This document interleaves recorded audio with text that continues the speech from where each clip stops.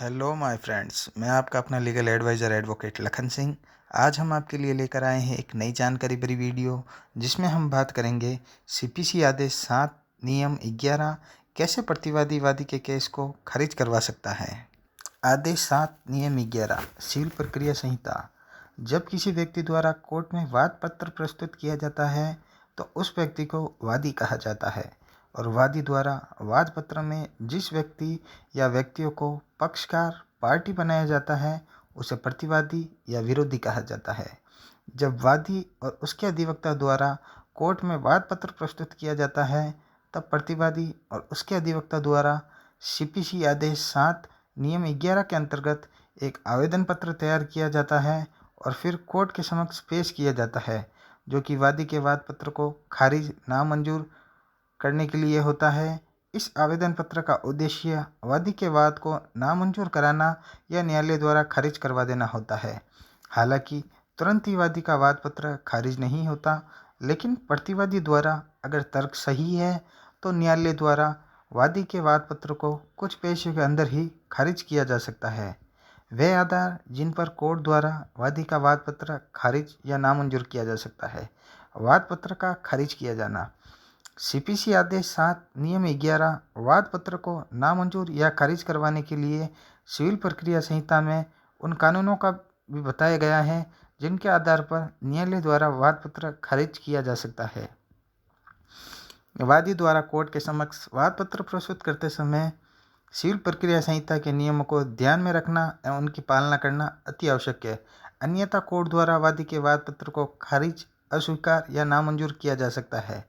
वाद पत्र की सबसे महत्वपूर्ण ध्यान रखने वाली बात यह है कि वादी द्वारा जब वाद पत्र प्रस्तुत किया जाता है और वाद का कारण केस करने का कारण उचित रूप से प्रकट नहीं करता है तो ऐसी स्थिति में कोर्ट द्वारा वादी का वाद पत्र नामंजूर या खारिज या अस्वीकार किया जा सकता है। जहां वादी द्वारा वाद पत्र प्रस्तुत किया जाता है, अगर वादी ने वाद पत्र में जो अनुतोष मांगा है उस अनुतोष के अनुसार न्याय शुल्क कोर्ट फीस पूर्ण रूप से जमा नहीं है तो ऐसी स्थिति में कोर्ट द्वारा न्याय शुल्क कमी के कारण वादी के वाद को नामंजूर या अस्वीकार किया जा सकता है।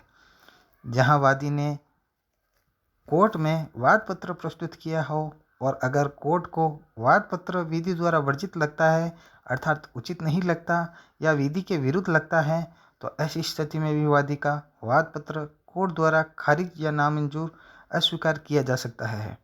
वादी के वाद पत्र के साथ संपत्ति से संबंधित पूर्ण रूप से दस्तावेज ना हो या कोई ऐसा कारण प्रतीत ना हो जिससे वाद को चलाना आवश्यक है, इस स्थिति में भी वादी का वाद पत्र कोर्ट द्वारा खारिज किया जा सकता है। यदि वादी द्वारा वाद पत्र में संपत्ति का उचित मूल्यांकन ना किया गया हो, इसलिए भी कोर्ट द्वारा वादी का वाद पत्र कोर्ट द्वारा खारिज किया जा सकता है। सीपीसी आदेश 7 नियम 11 इन सभी आधारों पर वादी का वाद पत्र कोर्ट द्वारा नामंजूर या अस्वीकार या खारिज किया जा सकता है। इसलिए सिविल प्रक्रिया संहिता के अंतर्गत जिन नियमों का उल्लेख किया गया है उनके आधार पर ही वादी को अपना वाद पत्र कोर्ट में प्रस्तुत करना चाहिए। कोर्ट के समक्ष अगर आपको वाद पत्र को खारिज करवाना है तो वकील अधिवक्ता की बहुत महत्वपूर्ण भूमिका होती है।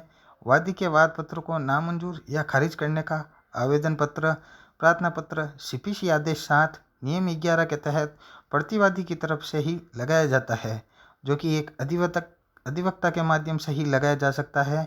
ऊपर बताई गई स्थितियों के आधार पर ही प्रतिवादी के अधिवक्ता सीपीसी आदेश 7 नियम 11 के तहत आवेदन पत्र तैयार कर कोर्ट में पेश करते हैं।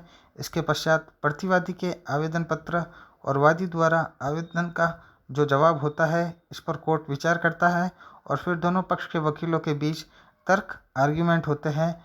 फिर कोर्ट यह निर्णय करता है कि केस को चलाना है या फिर खारिज या अस्वीकार करना है।